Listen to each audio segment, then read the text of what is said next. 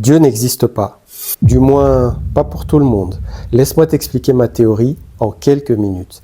Déjà, partons du fonctionnement du cerveau humain. Le cerveau humain traite plus d'1 million d'informations tous les jours.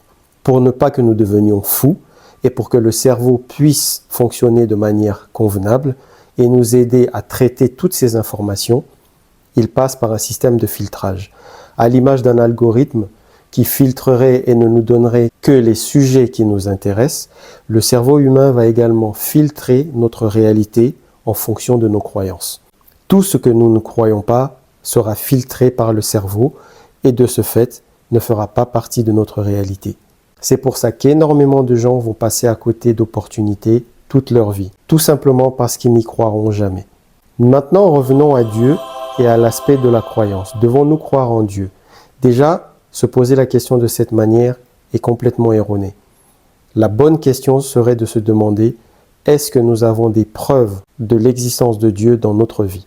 Et là, nous reviendrons systématiquement à notre système de croyance. Si pour vous, dès le départ, vous vous êtes mis en tête que Dieu n'existait pas, bien évidemment que votre cerveau vous orientera vers la confirmation que Dieu n'existe pas.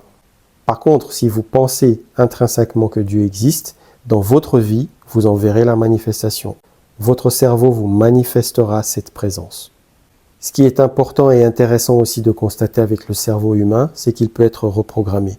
De la même manière que vous pouviez penser au départ que Dieu n'existait pas et donc aucune manifestation de l'existence de Dieu ne s'est produite dans votre vie du fait de votre système de croyance, en inversant les choses, en changeant votre système de croyance, vous verrez la manifestation des actes concrets de la présence de Dieu dans votre vie.